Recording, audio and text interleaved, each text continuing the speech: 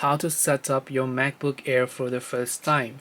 Hey everyone, welcome back to our channel. In this video, I will guide you through the steps on how you can set up a MacBook Air for the first time, so make sure to watch the video till the end. Now, whether it is the Air or Pro or any of the other models of your MacBook, it is actually quite simple in order to set it up for the first time. Right when you turn on your MacBook, you might hit this type of interface asking you to select a language. So first of all, select a language of your choice and then just make sure to hit the arrow icon that you can find over there. Once you click the arrow icon over there, on the next particular page you will be able to select your country or region, where you simply need to swipe and simply scroll to the section where your country is. Select your country over here, and then after that just tap or click on the continue option. Now you can see written and spoken languages. Of course, you can just click the continue option. You can turn on accessibility settings. You can just select not now or back, and now you can see it will ask me to log in to my Wi-Fi network. So first of all, just go ahead and then select your Wi-Fi network from the list and just try to go ahead and then log into those. So let me also go ahead and then enter the password for my Wi-Fi network over here. Once I enter the password from my Wi-Fi network, I will just click on the continue option from the bottom right of that screen here again. And as I do that, over here you can see data and privacy. So again, I'm going to agree to the terms and conditions. Here you can see migration assistant. Now this is actually quite an optional thing, because if you have a Windows that you're transferring to your new one and then you would like to transfer all the data such as your login details and so on, you can click on that, or you can just select from a Windows PC or from a Mac, but I will just select the not now option that you can find from the bottom left of the screen instead here. Now once you select the not now option over here, you can see it will ask me to sign in to my Apple ID. Now Apple ID is the very essential thing, and you should never forget about this ID that you create. Now if you don't have an Apple ID, you can just click on the create a new Apple ID option over here. Once you click on create a new Apple ID, you'll be taken to this page where you can enter an existing email address. So make sure you have an email address and everything else in order to set up your Apple ID. So assuming you don't have an Apple ID, you can just click the day option and then first of all select your birth date here. And once you select your birth date over here, so let me go ahead and do that, make sure to also select your birth month. So let me also go ahead and do that, select my birth month, and then after that I can go ahead and select my year as well. And once I basically select my year over here, after I enter my age stuff, I can just click the continue button. After I do that, on the next particular page, you can see it will ask me to enter my first name and my last name. So let me also go ahead and then enter all these details. So over here you can see I've entered my name, and the email address is also very essential. You need to make sure that you have access to this email address because you're going to receive a code, and make sure that you enter a password that must be at least 8 characters long, which also includes a number and an uppercase letter and a lowercase letter as well. Now you can just click on the continue option from the bottom right of the screen here, and as you do that, over here you can see the phone number is also very essential. You can either get a text message or a phone call, so I will also go ahead and then enter my phone number here.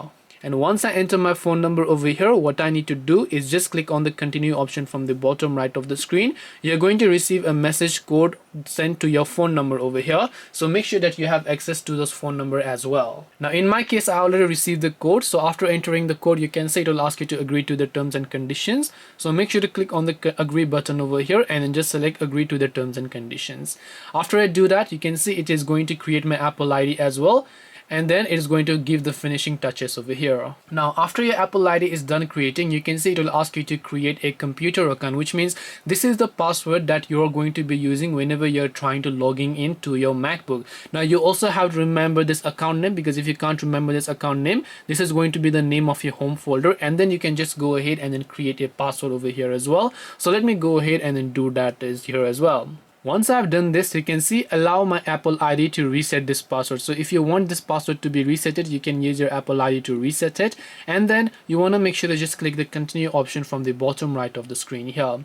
It's very important to remember this password, because if you can't remember this password, you cannot log into your MacBook Air next time as well. So now you can see it is done creating that computer account, and now it is setting up the iCloud account that says setting up account. Now this means that it is going to back up everything about your data to your iCloud. You can also choose to turn these settings off, because Apple by default is only going to provide you 5 GB of storage, which is not really enough if you want to back up large amount of photos. So you can completely turn this off or turn it on depending upon your own choice. So let's see what it's going to tell us about it as well. So over here you can see it will ask you to set up an iCloud keychain. Now I'm not really a big fan fan of it, so I'm just going to select the option called set up later in this case, and then again I'll just go to this option right here known as continue from the bottom right of the center of this pop-up menu. Now, if you also want to enable location services on your Mac, that is actually going to be quite simple for you to conduct some tasks later on, such as you don't have to set your time zone location because your location is going to automatically determine those. So I will enable that, and then I will just select the continue option again. As I do that, you can actually share your analytics as well. If you think this is convenient for you, you can select that and then just click the continue button here as well. After you do that, if you want to set up a screen time as to your weekly reports and so on, you can do this, but all of this is really optional and can always be done later in the settings. So I'm going to skip this by selecting the set up later option here as well. And here you can see iCloud analytics. Again, I'm going to just select the continue option over here, and after I've done that, I should be able to give it the finishing touches. I can also enable Siri, but personally I'm not again a big fan of it, especially on my MacBook. So I enable them on my iPhone but not on my MacBook. I can just skip that process and then just click the continue option over here as well. And after that, you can see FileVault, disk encryption, and so on. You can see allow my iCloud to unlock my disk. Would you like to use FileVault to encrypt the disk on your Mac? Now what this really means is that this particular service is going to help you encrypt it. If for some reason your files get decrypted and whatever happens, this will be used to encrypt them later on. If you want to allow that, that's perfectly fine as well. You can see FileVault secures your data by encrypting the contents of your disk and locking your screen with a password. So if you want to enable that, you can just go ahead and select that, but I will just uncheck that. For some reason I'm not really a big fan of it, and I'll just click the continue option here. Now if I want to set up a touch ID, in which case my fingerprint will be at the top right of my keyboard depending upon which model you're using, but I will just set this to set up touch ID later on as well. And once I select that, I will select the continue option to skip the touch ID process here. You can see it says me to choose a look which could be light or dark or maybe an auto look over here depending upon what I want. Now in this case, I'll just go ahead and select the auto option because depending upon day and night, it is going to go ahead and then change automatically itself, and then click the continue option here. As I do that, I've finally set up completely my MacBook and now it is ready for use. You can see all the browser stuffs and so on from the bottom. You can go to settings and you can do whatever else you prefer here as well. And if you want to verify your email address, because we verified the phone number, you'll see a notification from the top right. Select that option over there, and once you've done that, you should be able to verify your email address by clicking the verify email address option here.